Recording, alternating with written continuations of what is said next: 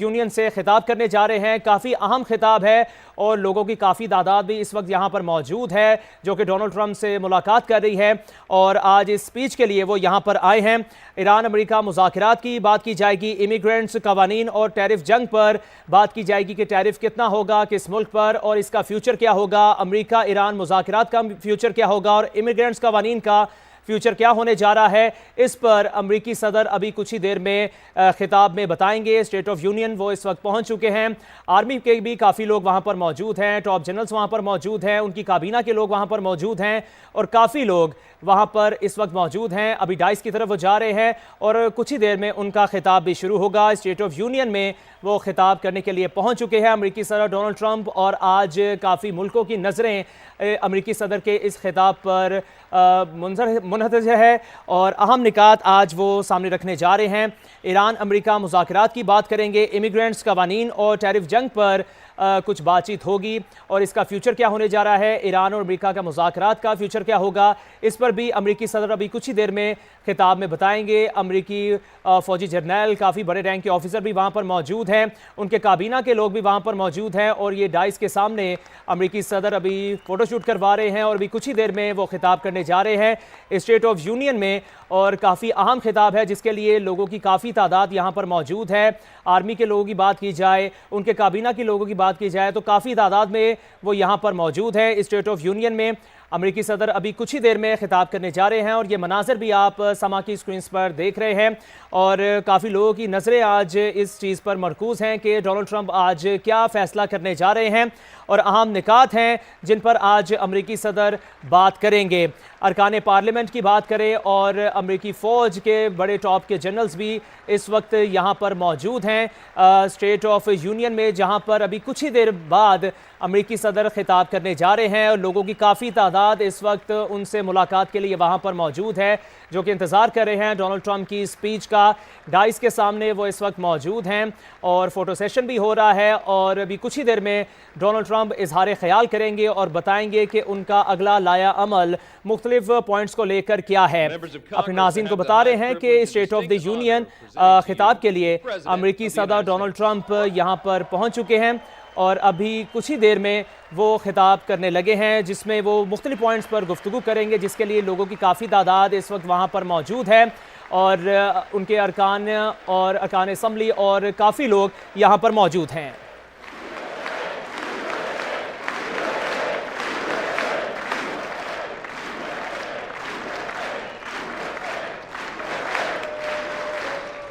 Well, thank you very much, everybody. It's really an honor. Speaker Johnson, Vice President Vance, First Lady of the United States.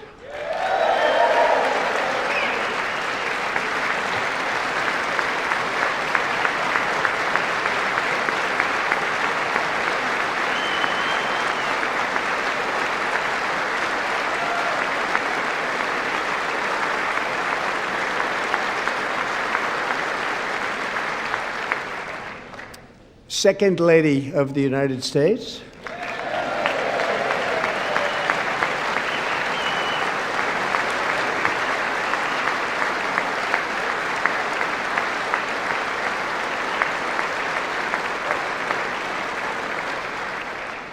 Members of Congress and my fellow Americans, our nation is back, bigger, better, richer, and stronger than ever before.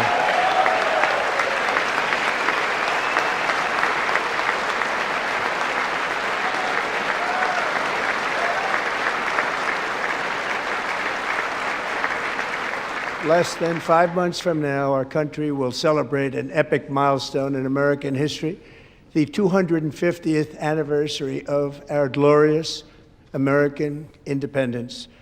This July 4th, we will mark 2.5 centuries of liberty and triumph, progress and freedom in the most incredible and exceptional nation ever to exist on the face of the earth. And you've seen nothing yet. We're going to do better and better and better. This is the golden age of America.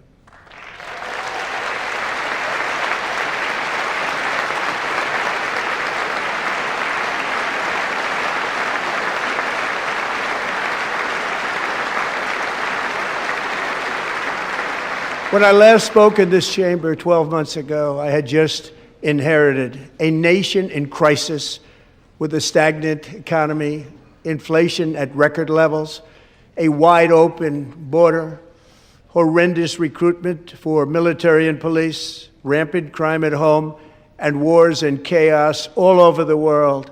But tonight, after just 1 year, I can say with dignity and pride that we have achieved a transformation like no one has ever seen before, and a turnaround for the ages. It is indeed a turnaround for the ages.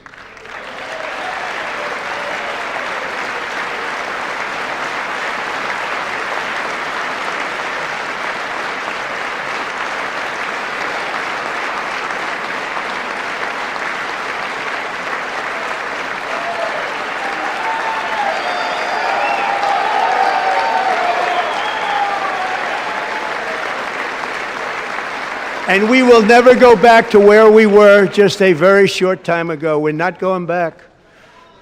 Today, our border is secure.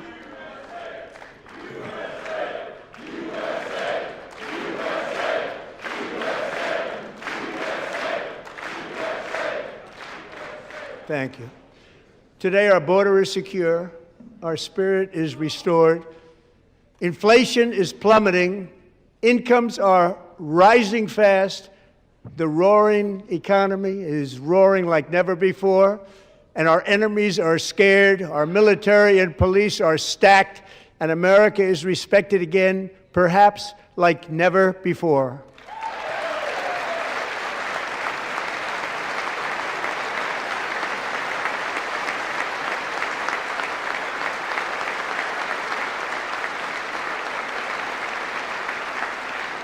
After 4 years in which millions and millions of illegal aliens poured across our borders, totally unvetted and unchecked, we now have the strongest and most secure border in American history by far.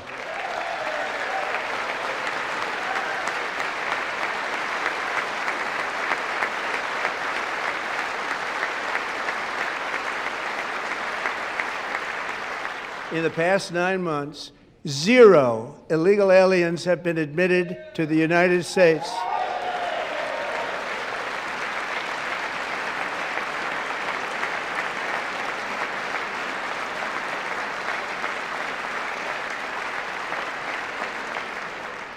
But we will always allow people to come in legally, people that will love our country and will work hard to maintain our country.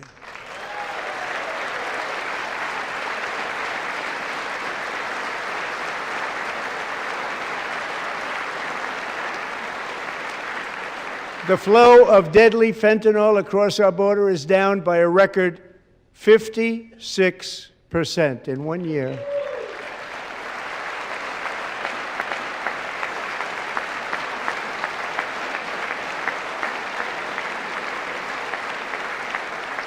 And last year, the murder rate saw its single largest decline in recorded history. This is the biggest decline, think of it, in recorded history, the lowest number in over 125 years, year 1900. In fact, substantially before my wonderful father, I had a wonderful father, Fred, before he was born, substantially before he was born.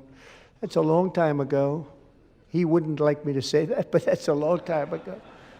The Biden administration and its allies in Congress gave us the worst inflation in the history of our country. But in 12 months, my administration has driven core inflation down to the lowest level in more than 5 years.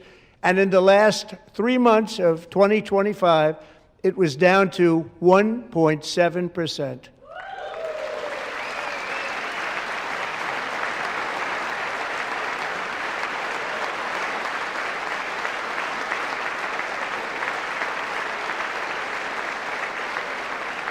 Gasoline, which reached a peak of over $6 a gallon in some states under my predecessor, it was quite honestly a disaster, is now below $2.30 a gallon in most states, and in some places, $1.99 a gallon. And when I visited the great state of Iowa just a few weeks ago, I even saw $1.85 a gallon for gasoline.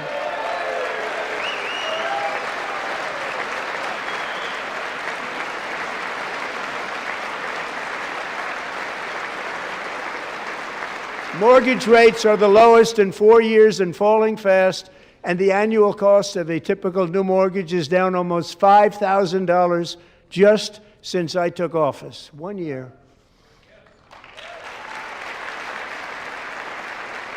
And low interest rates will solve the Biden-created housing problem while at the same time protecting the values of those people who already own a house that really feel rich for the first time in their lives. We want to protect those values. We want to keep those values up. We're going to do both. And we are going to keep it that way.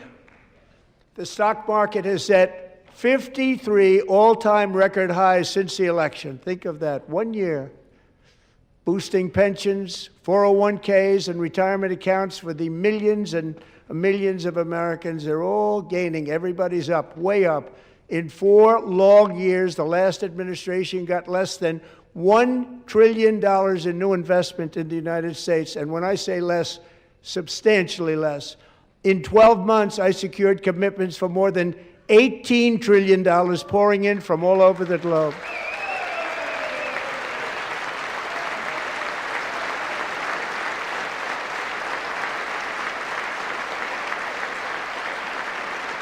Think of it, much less than $1 trillion for 4 years versus much more than $18 trillion for 1 year. What a difference a president makes. A short time ago, we were a dead country. Now we are the hottest country anywhere in the world, the hottest.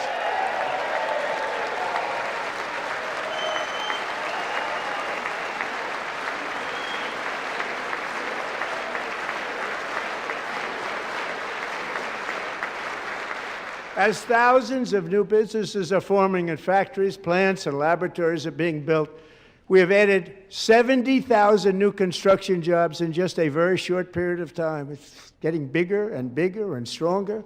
Nobody can believe what they're watching. American oil production is up by more than 600,000 barrels a day, and we just received from our new friend and partner, Venezuela, more than 80 million barrels of oil.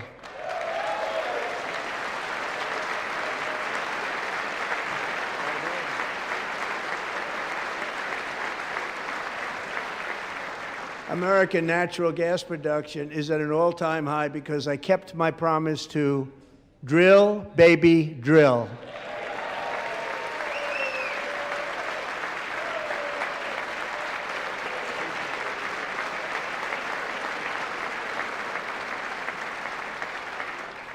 More Americans are working today than at any time in the history of our country. Think about that. Any time in the history of our country, more working today. And 100% of all jobs created under my administration have been in the private sector.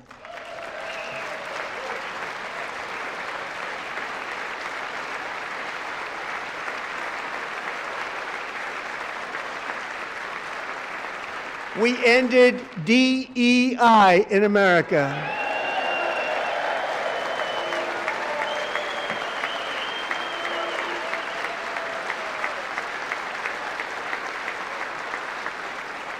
We cut a record number of job-killing regulations, and in 1 year we have lifted 2.4 million Americans, a record, off of food stamps.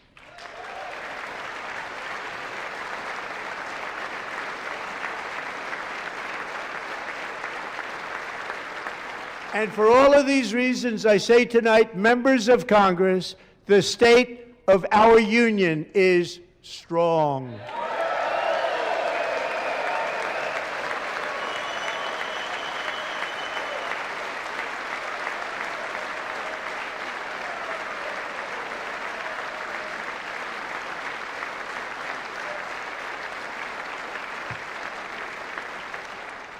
Our country is winning again. In fact, we're winning so much that we really don't know what to do about it. People are asking me, please, please, please, Mr. President, we're winning too much. We can't take it anymore. We're not used to winning in our country. Until you came along, we're just always losing, but now we're winning too much. And I say, no, no, no, you're going to win again. You're going to win big. You're going to win bigger than ever. And to prove that point, here with us tonight is a group of winners who just made the entire nation proud. The men's gold medal Olympic hockey team. Come on in.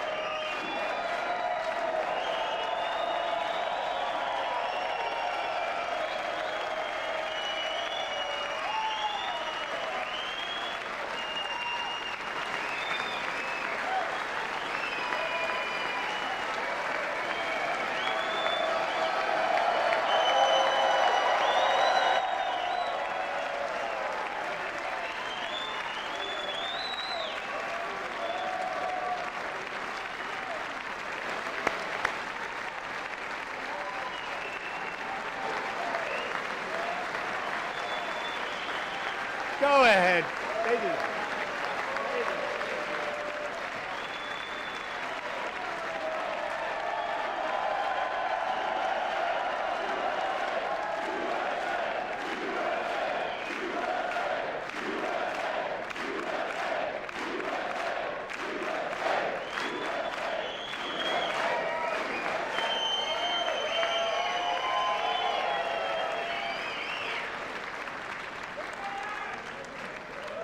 That's the first time I've ever seen them get up. And actually, not all of them did get up. But they beat a fantastic Canadian team in overtime, as everybody saw, as did the American women who will soon be coming to the White House.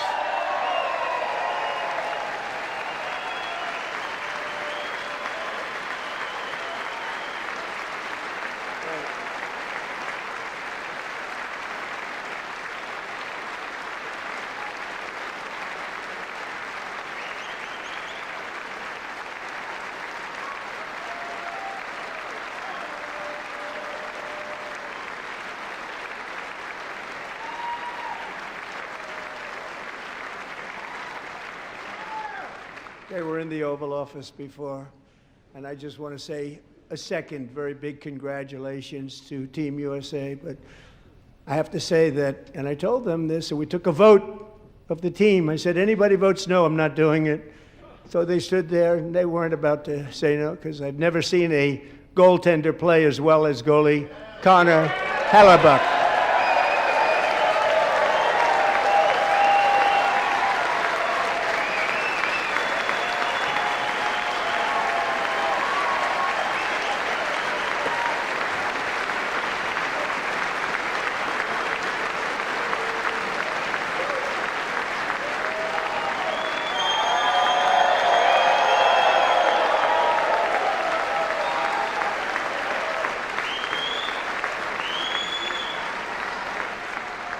Think of it, 46 shots on goal, and I asked him, the one shot, the one where you put your stick in the back and it hit the neck of your stick and bounced off, do you practice that, or was that a little lucky? He refused to answer that question. But I just want to tell you that the members of this great hockey squad will be very happy to hear, based on their vote and my vote, and in this case my vote was more important, that I will soon be presenting Connor with our highest civilian honor, which we will be given, and which has been given to many athletes over the years. But when I say many, not too many, like 12, it's called the highest civilian honor in our country, the Presidential Medal of Freedom.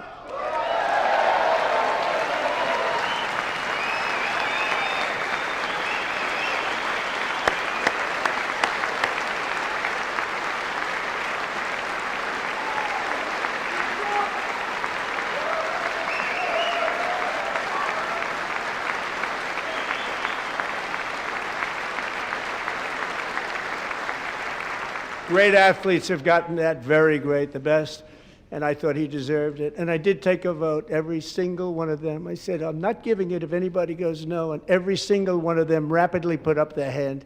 So I want to thank you. What a special job you did. What special champions you are. Thank you very much.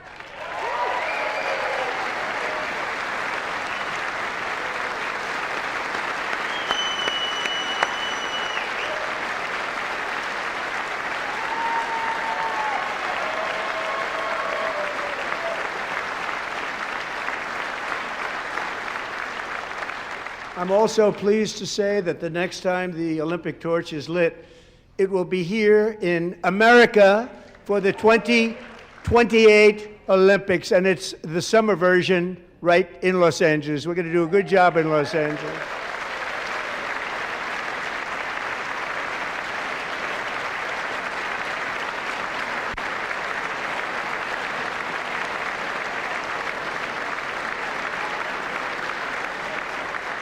And Los Angeles is going to be safe, just like Washington, D.C. is now one of the safest cities in the country.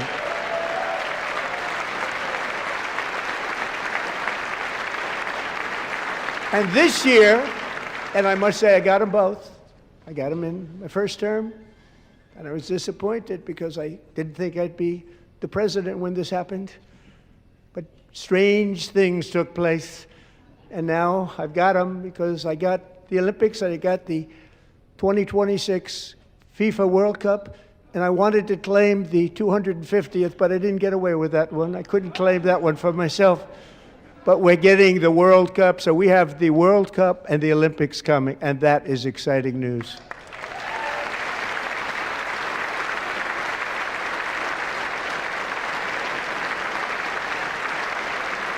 So this will be a year to celebrate our country and the heroes who have kept it free.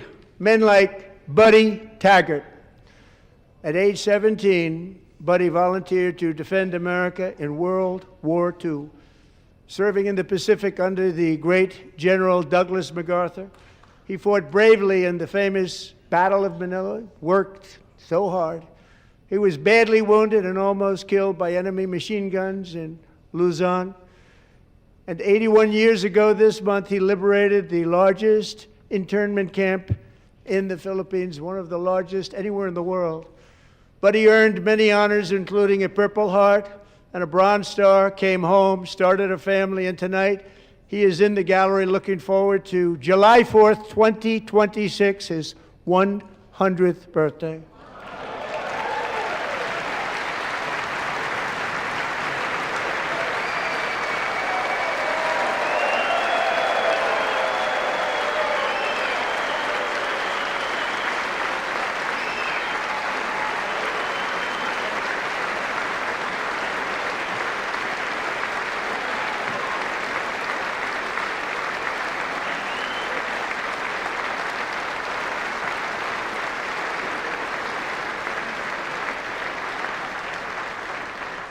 So, Buddy, you're a brave man, and we salute you. Even in times of challenge, setback, and immense heartache, the spirit of 1776 has always shone through very brightly. It was July 4th of last year when floodwaters tore through a girls' summer camp in Central Texas, one of the worst things I've ever seen. I was there, rising 26 feet in the matter of minutes, tragically claiming many, many lives. You all remember that one.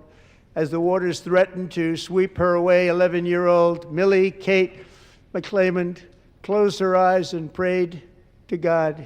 She thought she was going to die. Those prayers were answered when Coast Guard rescue swimmer Scott Ruskin descended from a helicopter above. Nobody knew where he came from. It was Scott's first ever rescue mission, a young guy, but very brave, very, very top, always top in his class, and he lifted not just Millie Kate, but 164 others to safety.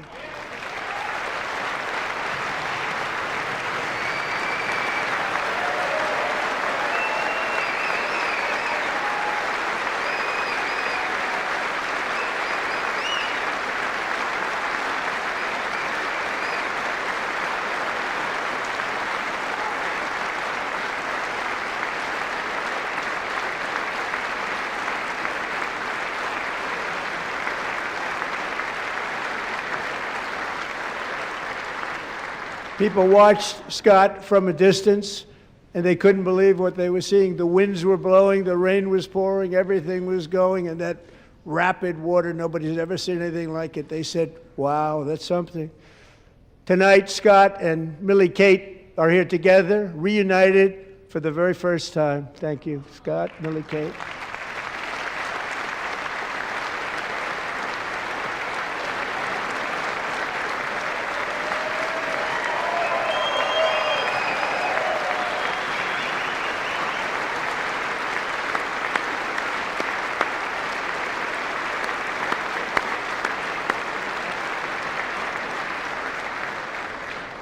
And Petty Officer Ruskin, I'm pleased to inform you that I am now awarding you the Legion of Merit for extraordinary heroism, which is what it was, extraordinary heroism. Thank you.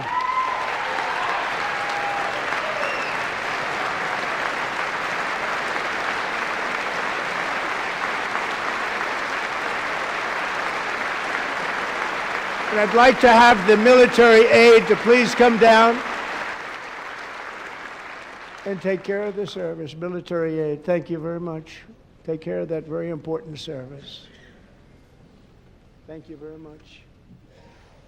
From 1776 to today, every generation of Americans has stepped forward to defend life, liberty, and the pursuit of happiness.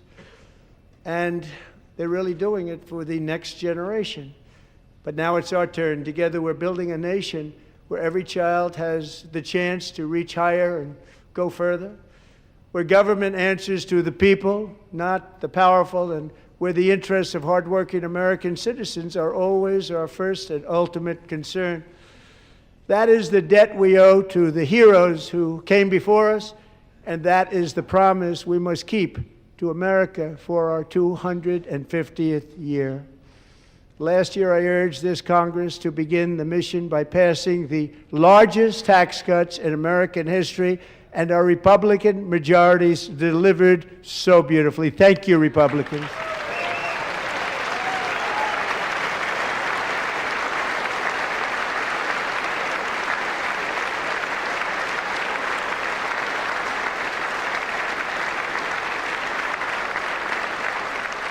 All Democrats, every single one of them, voted against these really important and very necessary massive tax cuts.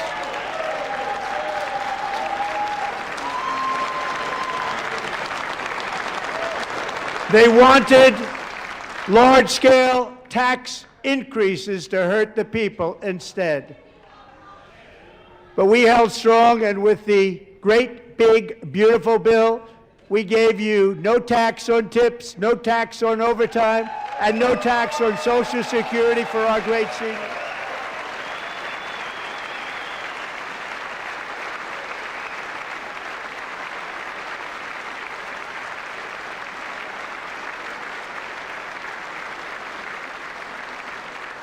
And we also made interest on auto loans tax deductible the first time, but only if the car is made in America.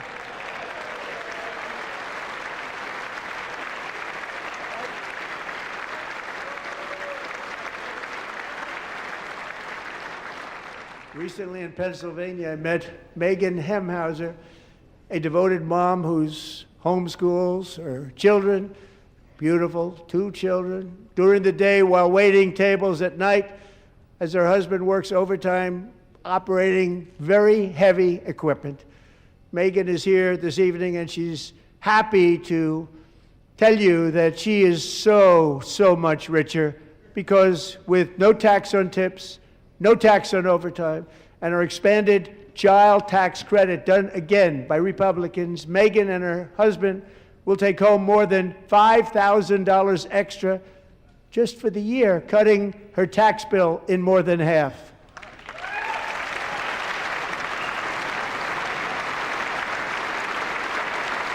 Megan, please stand up. We're fighting for you, Megan. Thank you, Megan. Thank you, Megan. We're fighting for you, Megan. Under our bill, parents like Megan can also activate their children's brand new Trump accounts. And I didn't name it. I did not name that.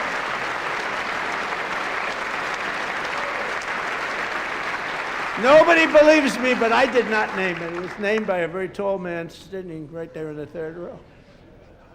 Nice man, a good man.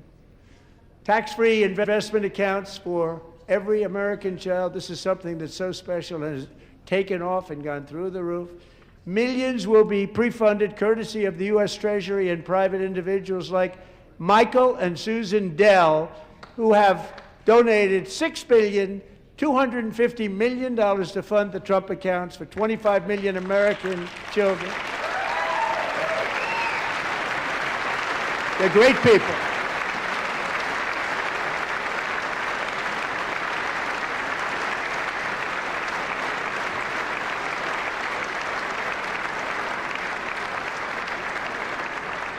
When I asked Michael Dell, how do you make all that money? He said, well, I just sat on my dorm in school and I made computers and I'd sell them to people. And I just kept selling and selling and selling. And pretty amazing story. That's called the American dream. He sold a lot of computers, a lot of those laptops. So I congratulate him on that, but I really thank him and Susan, as well as others like Brad Gerstner, a very tremendous guy. He was behind it right from the beginning. Brad Gerstner. Thank you, Brad.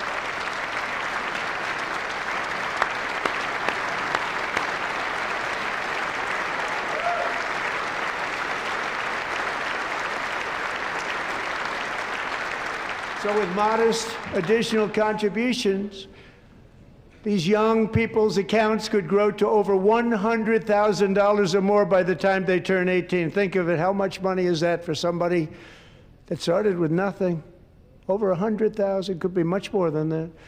To make this investment in our children's future, go to trumpaccounts.gov, trumpaccounts.gov. And a lot of people are doing it. It's setting every record in the book. It's popular. They knew what it was going to take. I'm so proud of them. I'm so proud of the people that got it started. And now it's just taken off. One of the primary reasons for our country's stunning economic turnaround, the biggest in history, where the Dow Jones broke 50,000 4 years ahead of schedule, and the S&P hit 7,000, where it wasn't supposed to do it for many years, were tariffs. I used these tariffs, took in hundreds of billions of dollars to make great deals for our country, both economically and on a national security basis. Everything was working well. Countries that were ripping us off for decades are now paying us hundreds of billions of dollars. They were ripping us so badly, you all know that. Everybody knows it. Even the Democrats know it. They just don't want to say it. And yet these countries are now happy, and so are we. We made deals. The deals are all done. And they're happy. They're not making money like they used to, but we're making a lot of money. There was no inflation, tremendous growth, and the big story was how Donald Trump called the economy correctly, and 22 Nobel Prize winners in economics didn't. They got it totally wrong. They got it really wrong. And then just 4 days ago, an unfortunate ruling from the United States Supreme Court. It just came down. It came down. Very unfortunate ruling.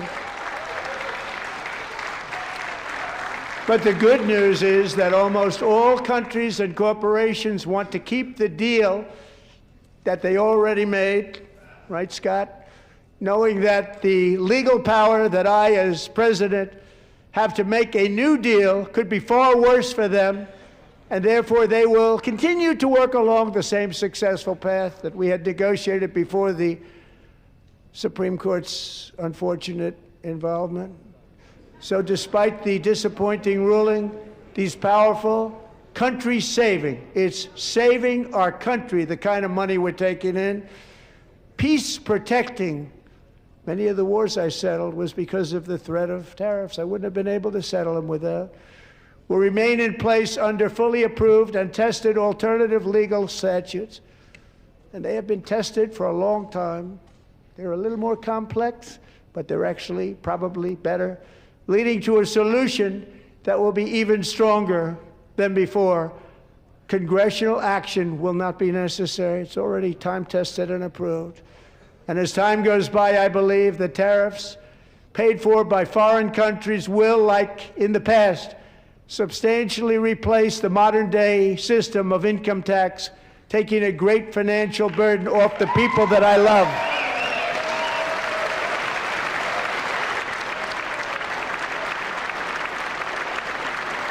Right?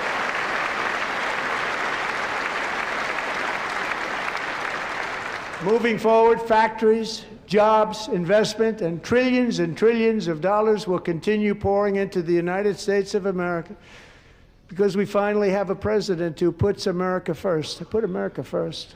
I love America.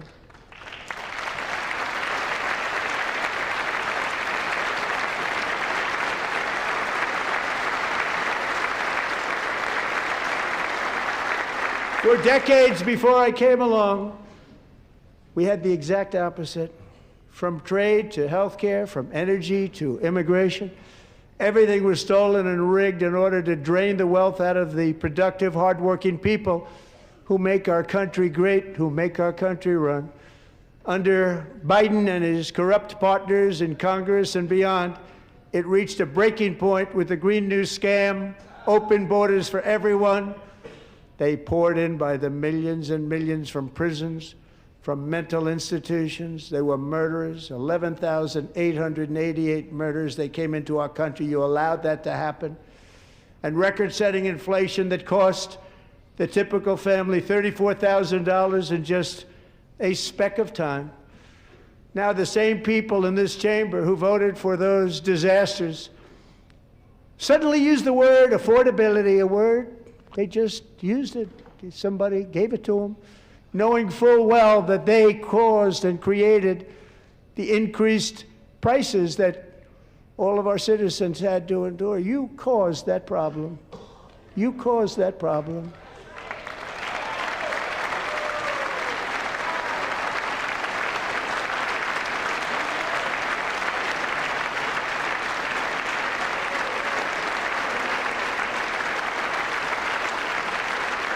They knew their statements were a lie. They knew it. They knew their statements were a dirty, rotten lie. Their policies created the high prices.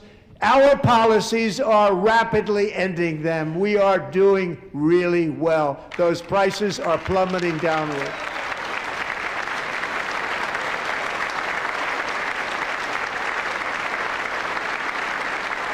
The price of eggs is down 60%, Madam Secretary, thank you. The cost of chicken, butter, fruit, hotels, automobiles, rent is lower today than when I took office by a lot. And even beef, which was very high, is starting to come down significantly. Just hold on a little while, we're getting it down. And soon you will see numbers that few people would think were possible to achieve just a short time ago. Nobody can believe when they see the kind of numbers, and especially energy, when they see energy going down to numbers like that, they cannot believe it. It's like another big tax cut. I'm also confronting one of the biggest ripoffs of our times, the crushing cost of health care caused by you. Since the passage of the Unaffordable Care Act, sometimes referred to as Obamacare, big insurance companies have gotten rich. It was meant for the insurance companies, not for the people. With our government giving them hundreds and hundreds of billions of dollars a year as their stock prices soared 1,000, 1,200, 1,400, and even 1,700%, like nothing else. That's why I introduced the great health care plan. I want to stop all payments to big insurance companies and instead give that money directly to the people so they can buy their own health care, which will be better health care at a much lower cost.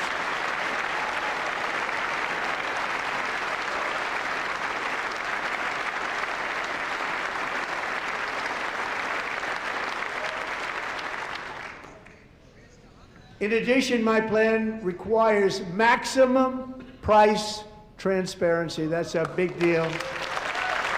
Sounds so simple, so big. And I did that in my first term, and the Democrats immediately terminated it with full knowledge that they were doing a very bad thing for the people. Costs were going to go way up, and that's what happened, and now I'm bringing them way down on health care and everything else. I'm also ending the wildly inflated cost of prescription drugs like has never happened before.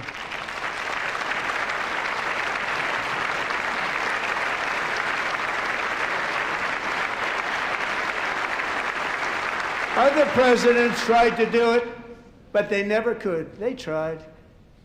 Most didn't try, actually. But they tried. They said they tried. They couldn't do it. They didn't even come close.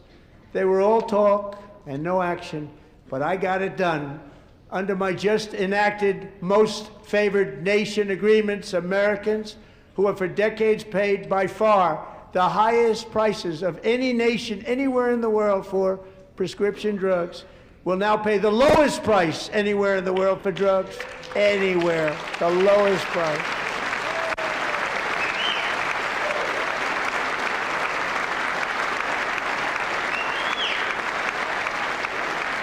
So in my first year of the second term, should be my third term, but strange things happen. I took prescription drugs, a very big part of healthcare, from the highest price in the entire world to the lowest. That's a big achievement. The result is price differences of 300, 400, 500, 600% and more, all available right now at a new website called TrumpRx.gov. And I didn't name that one either, by the way.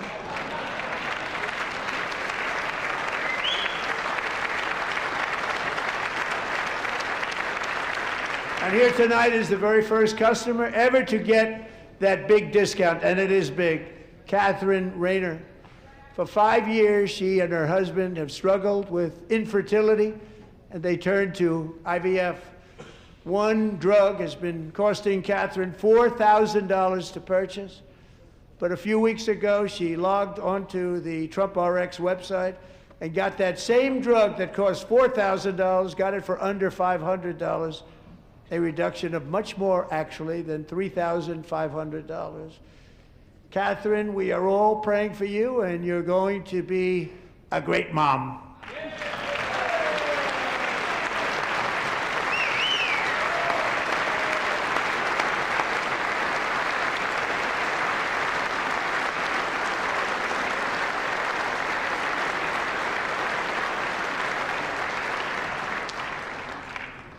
So now I'm calling on Congress to codify my most favored nation program into law. Now, the one thing, I'm not sure it matters because it's going to be very hard for somebody that comes along after me to say, let's raise drug prices by 700 or 800%. But John and Mike, if you don't mind, codify it anyway. They may do it. Codify it anyway. Thank you. Many Americans are also concerned that energy demand from AI data centers could unfairly drive up their electric utility bills. Tonight, I'm pleased to announce that I have negotiated the new Ratepayer Protection Pledge. You know what that is? We're telling the major tech companies that they have the obligation to provide for their own power needs. They can build their own power plants as part of their factory so that no one's prices will go up. And in many cases, prices of electricity will go down for the community, and very substantially down. This is a unique strategy never used in this country before. We have an old grid. It could never handle the kind of numbers, the amount of electricity that's needed. So I'm telling them they can build their own plant. They're going to produce their own electricity. It will ensure the company's ability to get electricity while at the same time lowering prices of electricity for you, and could be very substantial for all of you cities and towns. You're going to see some good things happen over the next number of years. Another pillar of the American dream that has been under attack is home ownership. With us tonight is Rachel Wiggins, a mom of two from Houston. She placed bids on 20 homes and lost all of those bids to gigantic investment firms that bypassed inspection, paid all cash, and turned those houses into rentals, stealing away her American dream. She was devastated. Stories like this are why last month I signed executive order to ban large Wall Street investment firms from buying up in the thousands single-family homes.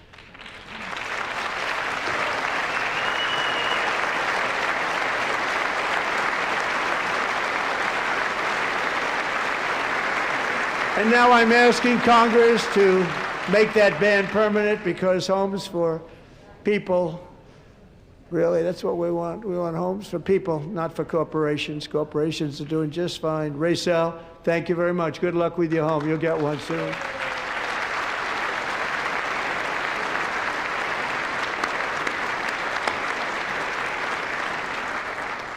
We're also working to make it easier for Americans to save for retirement.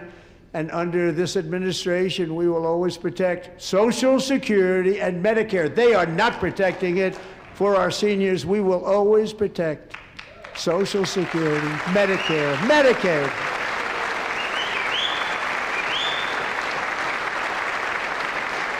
Since I took office, the typical 401k balance is up by at least $30,000.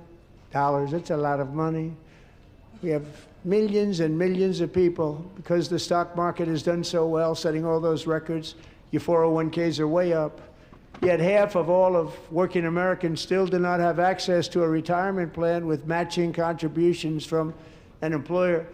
To remedy this gross disparity, I'm announcing that next year my administration will give these often forgotten American workers, great people, the people that built our country, access to the same type of retirement plan offered to every federal worker. We will match your contribution with up to $1,000 each year. As we ensure that all Americans can profit from a rising stock market, let's also ensure that members of Congress cannot corruptly profit from using insider information.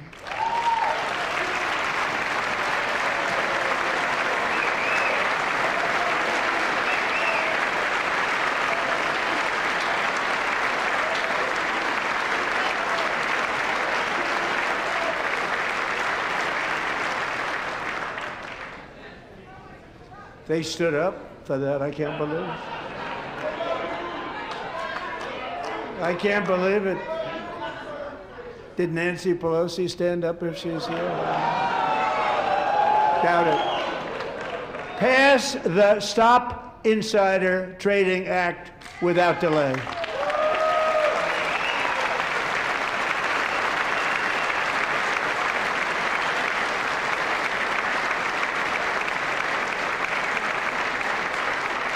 I wasn't sure if anybody even on this side was going to applaud for that. I'm very impressed. Thank you. I'm very impressed. But when it comes to the corruption that is plundering, it's plundering America. There's been no more stunning example than Minnesota, where members of the Somali community have pillaged an estimated $19 billion from the American taxpayer. Oh, we have all the information. And in actuality, the number is much higher than that. And California, Massachusetts, Maine, and many other states are even worse. This is the kind of corruption that shreds the fabric of a nation, and we are working on it like you wouldn't believe. So tonight, although started 4 months ago, I am officially announcing the war on fraud to be led by our great Vice President, J.D. Vance.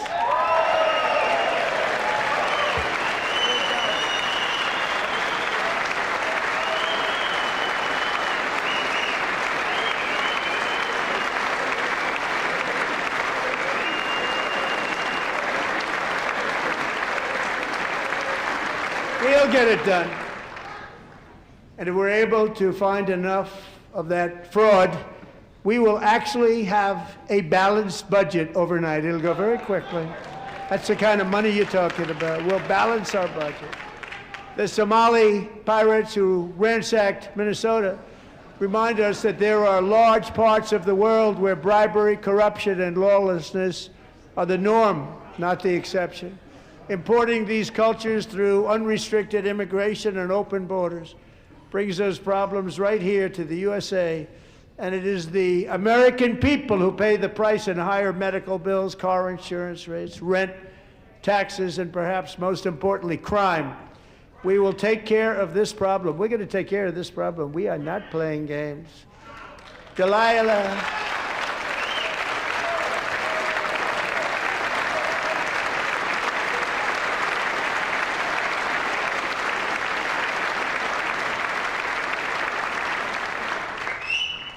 Delilah Colden was only 5 years old in June 2024 when a 18-wheel tractor trailer plowed into her stopped car traveling at 60 miles an hour or more. The driver was an illegal alien let in by Joe Biden and given a commercial driver's license by open borders politicians in California. Doctors said Delilah would never be able to walk or talk, have a good life. She wouldn't even be able to eat again. But against all odds, she is now in the first grade learning to walk. And she's here this evening with her dad, Marcus, a fantastic man. Delilah, please, you are a great inspiration. Please stand up.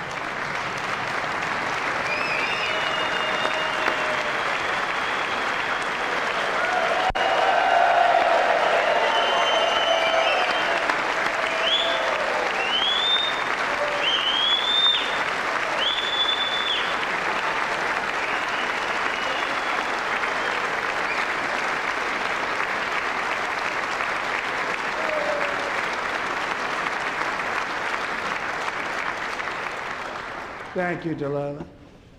Many, if not most, illegal aliens do not speak English and cannot read even the most basic road signs as to direction, speed, danger, or location. That's why tonight I'm calling on Congress to pass what we will call the Delilah Law, barring any state from granting commercial driver's licenses to illegal aliens.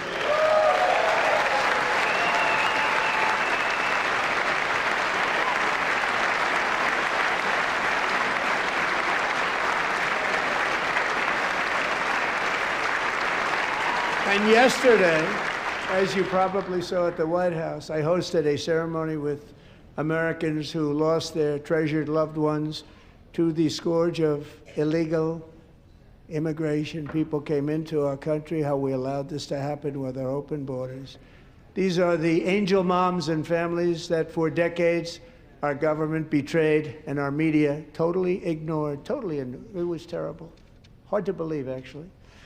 In 2023, a 16-year-old high school cheerleader named Elizabeth Medina was supposed to perform in her town's Christmas parade, but she never arrived. Her mother, Jacqueline, went home to look for her, and she found her lying dead in a bathtub, bleeding profusely after being stabbed 25 times. Elizabeth's killer was a previously arrested illegal alien who had broken in and brutally extinguished the brightest light in her family's life, violently and viciously.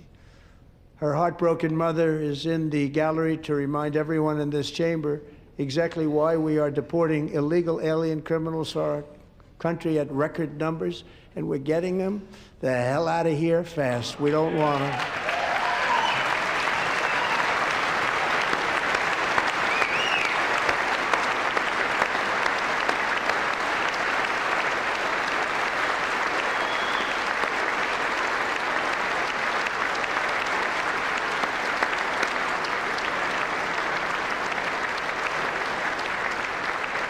Thank you very much, Jacqueline. Thank you. We can never forget that many in this room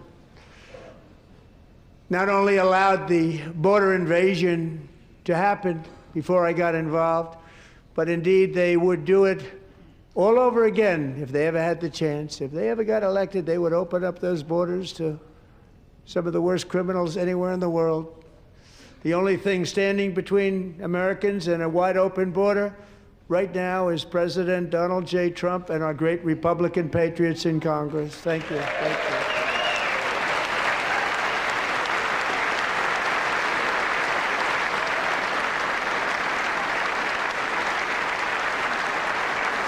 As we speak, Democrats in this chamber have cut off all funding for the Department of Homeland Security. It's all cut off. It's all cut off. They have instituted another Democrat shutdown, the first one costing us 2 points on GDP. 2 points we lost on GDP, which probably made them quite happy, actually. Now they have closed the agency responsible for protecting Americans from terrorists and murderers. Tonight I'm demanding the full and immediate restoration of all funding for the border security, homeland security of the United States, and also for helping people clean up their snow. We have no money because of the Democrats, and it would be nice, we'd love to give you a hand at cleaning it up, but you gave no money. Nobody's getting paid. It's a shame. So you have to think about it. We have, in case you didn't know, a pretty large snowstorm out there. One of the great things about the State of the Union is how it gives Americans the chance to see clearly what their representatives really believe. So tonight I'm inviting every legislator to join with my administration in reaffirming a fundamental principle. If you agree with this statement, then stand up and show your support. The first duty of the American government is to protect American citizens, not illegal aliens.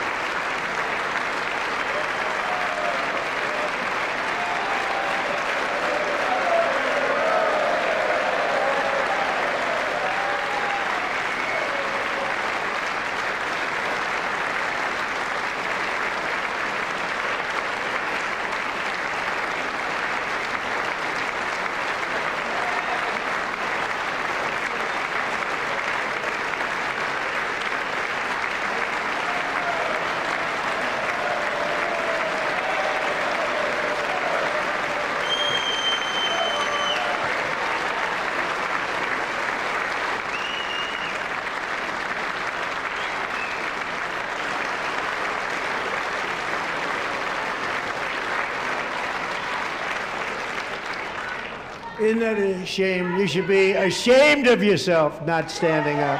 You should be ashamed of yourself. That is why I'm also asking you to end deadly sanctuary cities that protect the criminals and enact serious penalties for public officials who block the removal of criminal aliens. In many cases, drug lords, murderers all over our country, they're blocking the removal of these people out of our country, and you should be ashamed of yourself. Yeah.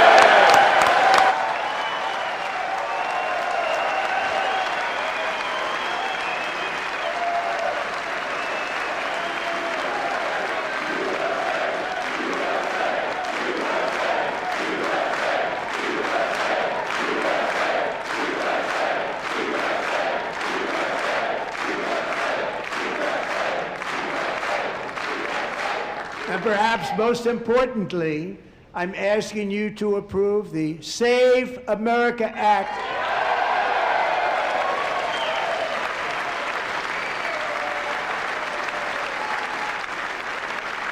To stop illegal aliens and others who are unpermitted persons from voting in our sacred American elections. The cheating is rampant in our elections. It's rampant. It's very simple. All voters must show voter ID.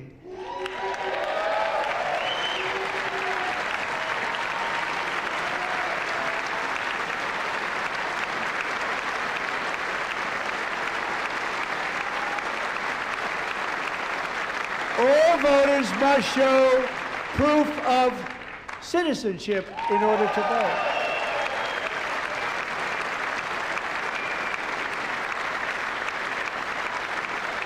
And no more crooked mail-in ballots except for illness, disability, military, or travel. None.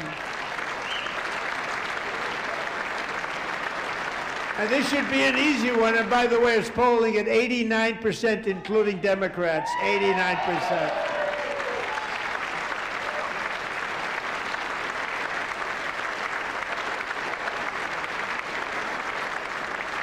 And even the new communist mayor of New York City, I think he's a nice guy, actually. Speak to him a lot. Bad policy, but nice guy. Just said they want people to shovel snow. They got hit hard. Wants them to shovel snow, but if you apply for that job, you need to show 2 original forms of ID and a Social Security card. Yet they don't want identification for the greatest privilege of them all, voting in America. No, it's no good. No good. Both Republicans and Democrats overwhelmingly agree on the policy that we just enunciated. And Congress should unite and enact this common sense, country-saving legislation right now, and it should be before anything else happens.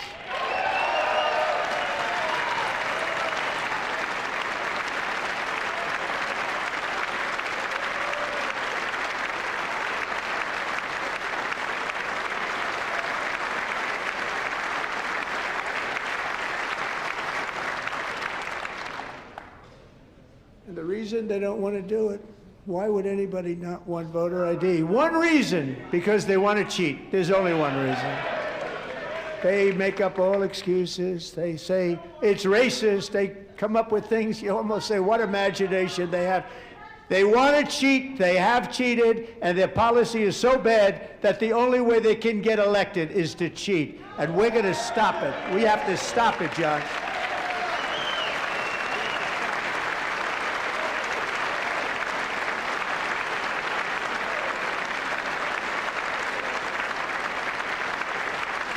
And here is one more opportunity to show common sense in government.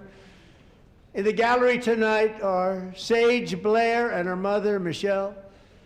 In 2021, Sage was 14 when school officials in Virginia sought to socially transition her to a new gender, treating her as a boy and hiding it from her parents. Hard to believe, isn't it? Before long, a confused Sage ran away from home after she was found in a horrific situation in Maryland.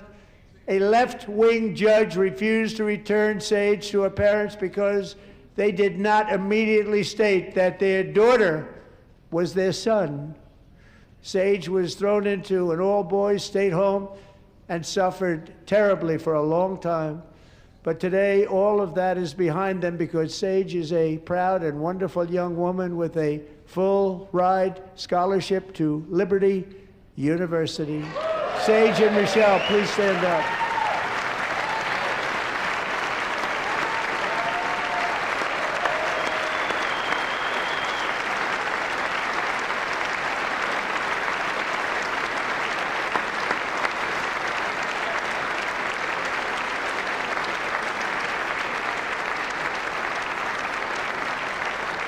And thank you for your great bravery. And who can believe that we're even speaking about things like this? 15 years ago, if somebody was up here and said that, they'd say, what's wrong with him? But now we have to say it because it's going on all over numerous states without even telling the parents. But surely we can all agree no state can be allowed to rip children from their parents' arms and transition them to a new gender against the parents' will. Who would believe that we're even talking about this? We must ban it, and we must ban it immediately.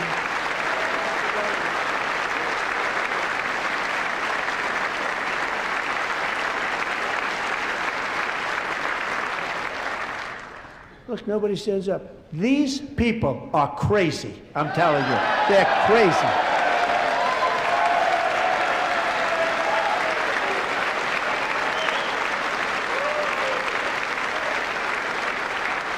Amazing. Boy, oh boy. We're lucky we have a country. With people like this, Democrats are destroying our country, but we've stopped it just in the nick of time, didn't we?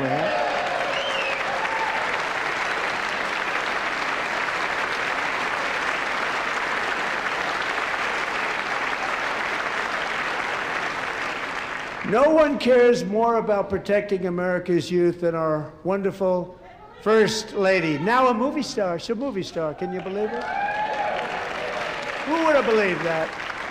Over the past year, she has had an incredible impact championing AI legislation, advancing a landmark executive order on foster care, and helping secure $30 million to launch the Melania Trump Foster Youth to Independence Initiative. It's a tremendous, really a tremendous thing that happened and had a lot of bipartisan support.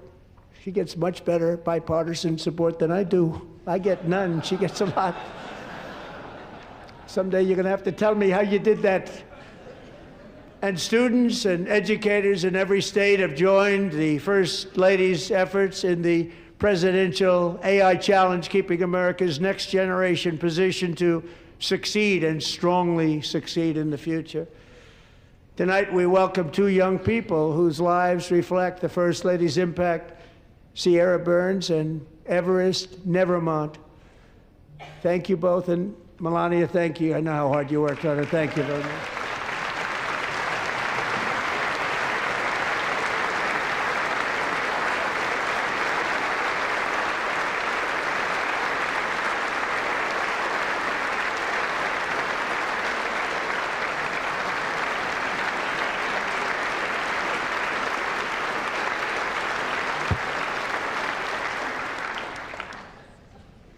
I'm very proud to say that during my time in office, both the first 4 years and in particular this last year, there has been a tremendous renewal in religion, faith, Christianity, and belief in God. Tremendous renewal.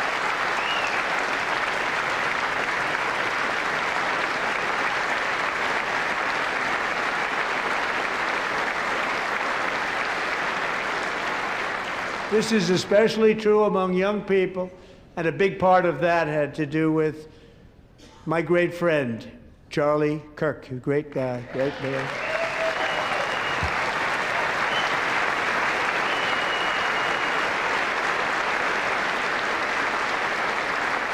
So last year, Charlie was violently murdered by an assassin and martyred, really martyred for his beliefs. His wonderful wife, Erica, is with us tonight. Erica, please stand.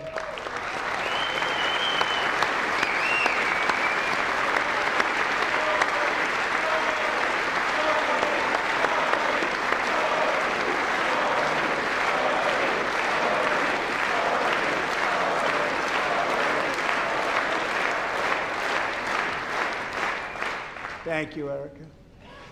Been through a lot. In Charlie's memory, we must all come together to reaffirm that America is one nation under God, and we must totally reject political violence of any kind.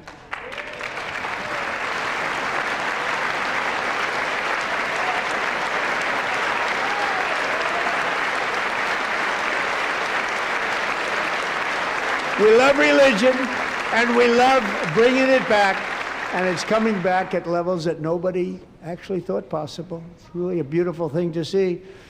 Above all, unleashing America's promise requires keeping our communities safe. We have made incredible strides, yet dangerous repeat offenders continue to be released by pro-crime Democrat politicians again and again.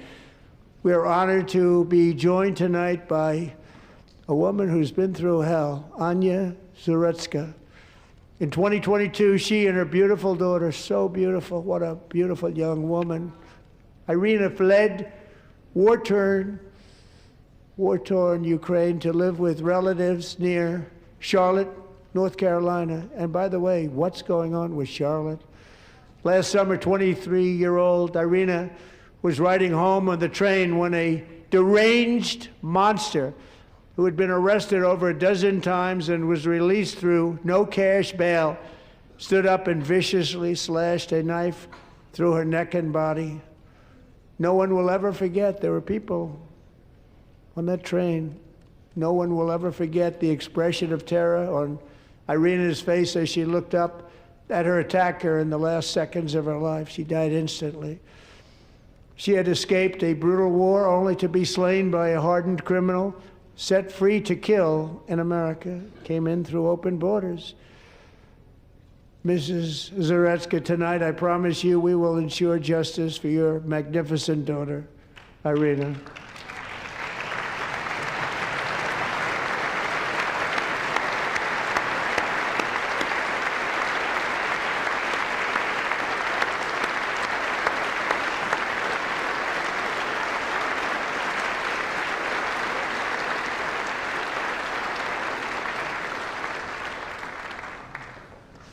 How do you not stand?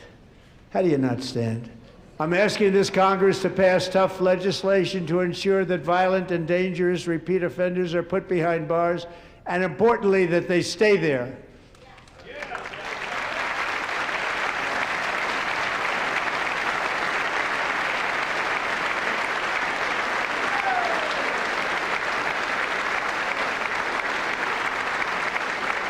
Starting last summer, I deployed our National Guard and federal law enforcement to restore law and order to our most dangerous cities, including Memphis, Tennessee, big success, New Orleans, Louisiana, big success, and our nation's capital itself, Washington, D.C., where we have almost no crime anymore in Washington, D.C. How did that happen?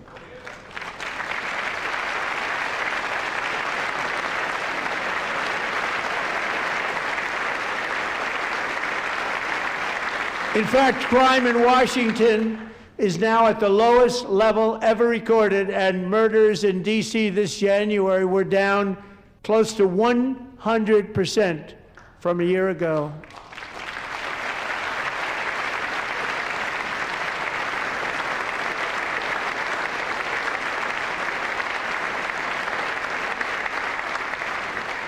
They don't like to hear that. One of the brave service members who helped achieve this stunning turnaround was 20-year-old West Virginia Army National Guard Specialist Sarah Beckstrom. After a 4-month deployment, she voluntarily extended her service, and her rank was going to be lifted. She was doing so well. They were so proud of her. But the very next day, she was on patrol near the White House when she was ambushed and shot in the head by a terrorist monster from Afghanistan. Shouldn't have been in our country. And all because she wore the uniform of our nation, she was shot. He traveled here because he didn't like people wearing our uniform. He was sick and deranged, shouldn't have been in our country. Sarah Beckstrom died in order to defend our capital, and we are honored to be joined by her wonderful parents, Gary and Eva Lee. Your daughter was a true American patriot, and she will be greatly missed. She was a great person. I saw reports on her. They've never seen anything like it.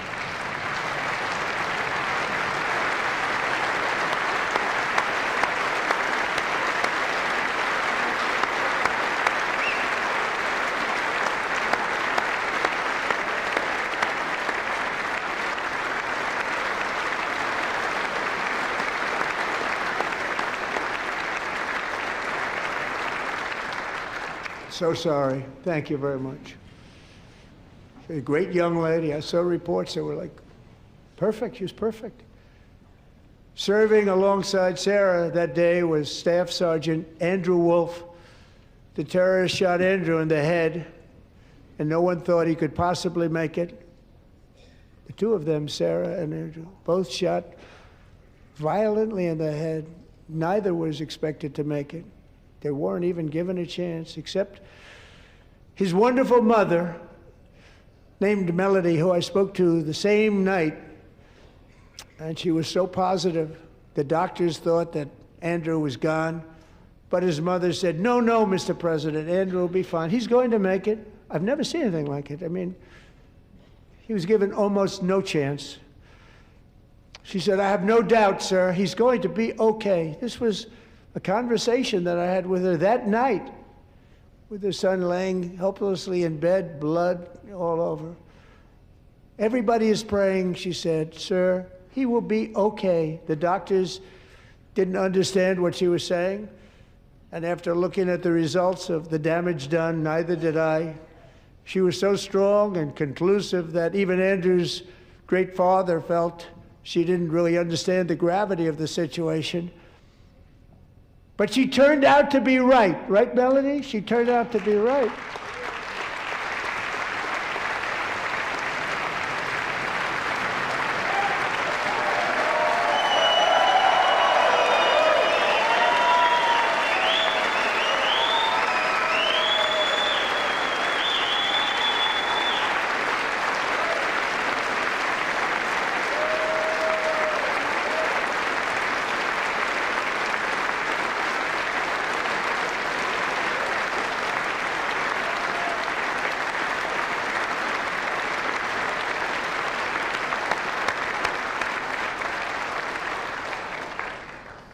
Amazing, actually. I said, where does this woman come from? She's the most positive person I've ever met. With God's help, Andrew has battled back from the edge of death, and we're talking about the edge of death, on his way to a miraculous recovery. He's got a little work to do, but he's doing great. Nice to see you. He's a good-looking guy. Nice to see you. Thanks, Andrew. Thank you very much.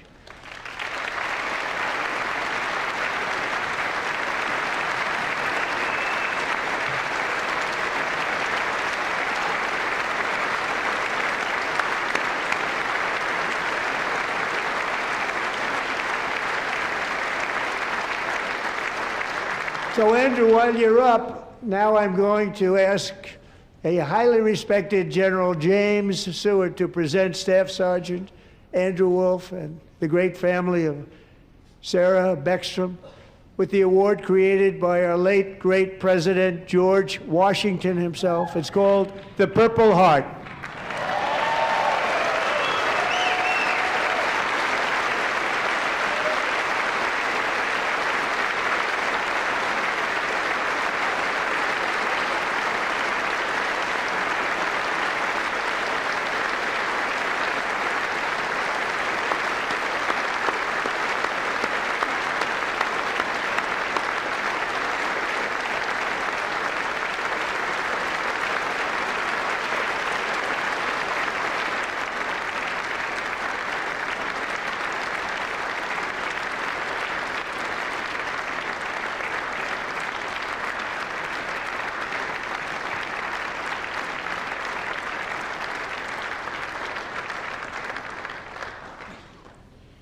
We love you all. Love you.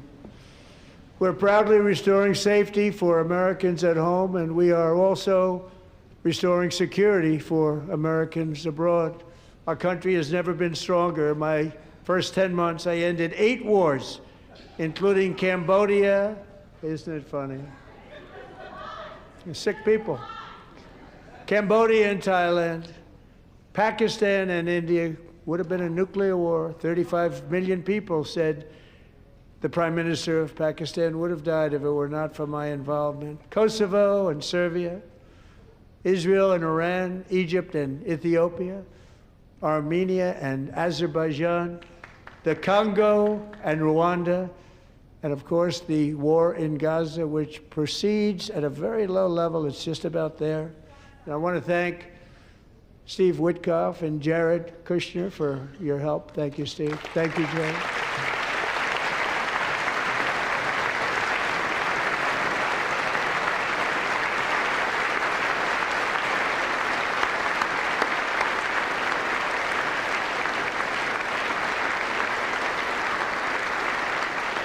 And I also want to thank the man they report to, Secretary of State Marco Rubio. Thank you, Marco.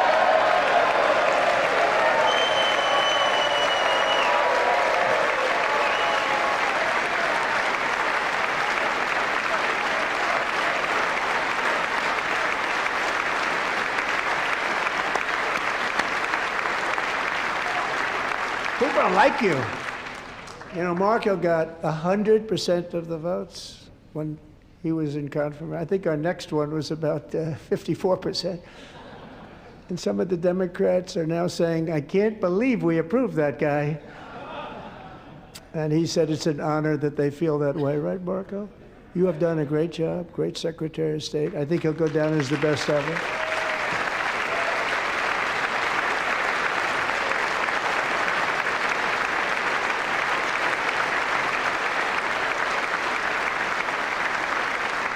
Under the ceasefire I negotiated, every single hostage, both living and dead, has been returned home. Can you believe that?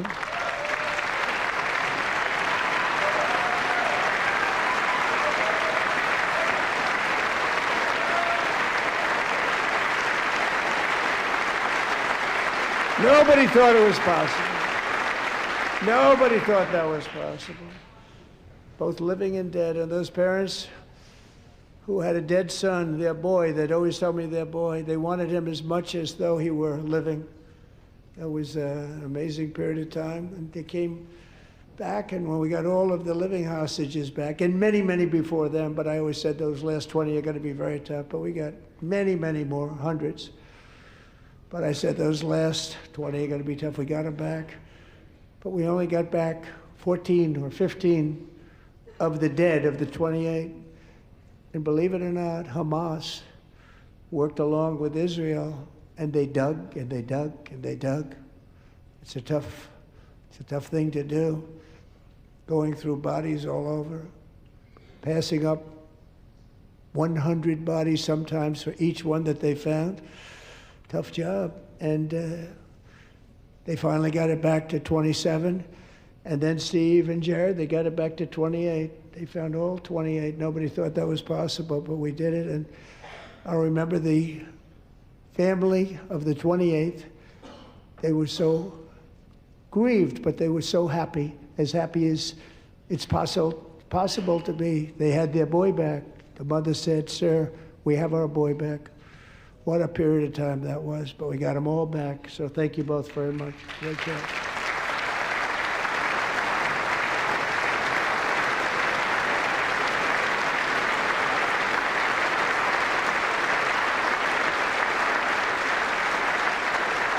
And we're working very hard to end the 9th war, the killing and slaughter between Russia and Ukraine, where 25,000 soldiers are dying each and every month. Think of that, 25,000 soldiers are dying a month. A war which would have never happened if I were president, would have never happened. As president, I will make peace wherever I can, but I will never hesitate to confront threats to America wherever we must.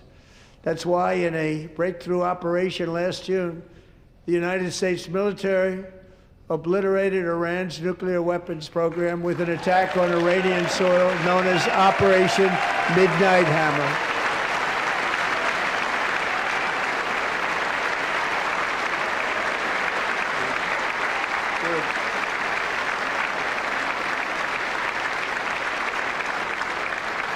For decades, it had been the policy of the United States never to allow Iran to obtain a nuclear weapon. Many decades. Since they seized control of that proud nation 47 years ago, the regime and its murderous proxies have spread nothing but terrorism and death and hate. They've killed and maimed thousands of American service members and hundreds of thousands and even millions of people with what's called roadside bombs. They were the kings of the roadside bomb. And we took out Soleimani. I did that during my first term. Had a huge impact. He was the father of the roadside bomb.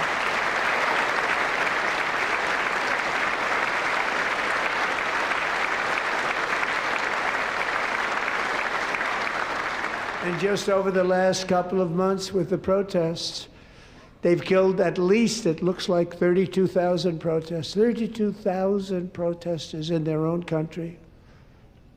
They shot them and hung them. We stopped them from hanging a lot of them with the threat of serious violence. But this is some terrible people. They've already developed missiles that can threaten Europe and our bases overseas, and they're working to build missiles that will soon reach the United States of America.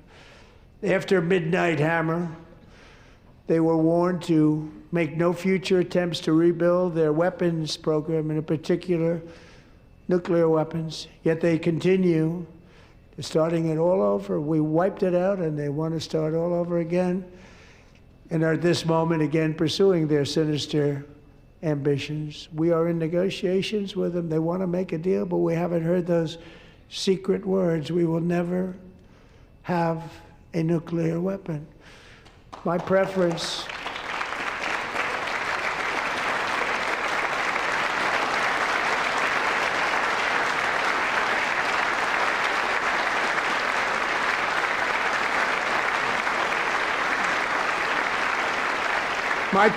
is to solve this problem through diplomacy.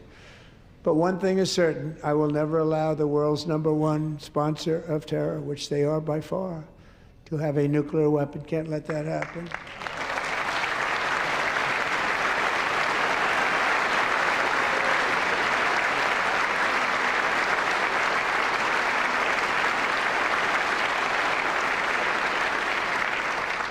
And no nation should ever doubt America's resolve.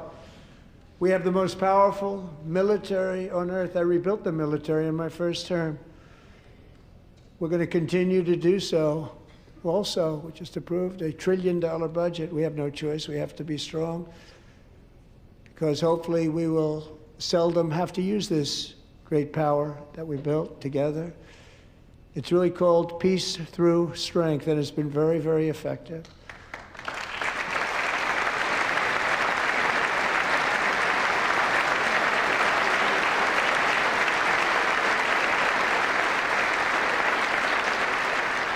So thanks to Republicans in Congress, we're investing that record number of dollars, have no choice, in the United States Armed Forces. Also creating a lot of jobs, but we're not even doing it for that reason. Because as I said, we have more jobs, more people working today than ever before in the history of our country. And NATO countries are friends and allies. They are. They're our friends and they're our allies. Have just agreed, at my very strong request, to pay 5% of GDP for military defense rather than the 2%, which they weren't paying. We were paying for almost all of NATO. Now they're paying 5 as opposed to not paying 2.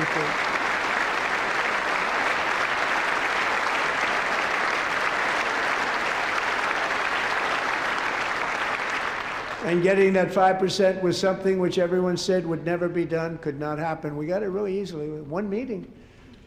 And big difference between 2% that's not paid. We were paying the freight of many of them. Very few were paid up.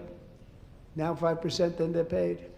And everything we send over to Ukraine is sent through NATO, and they pay us in full. They pay us totally in full.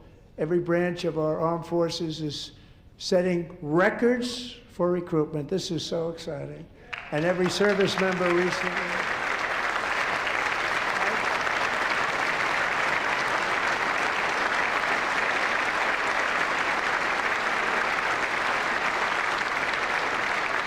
And every service member recently received a warrior dividend of $1,776.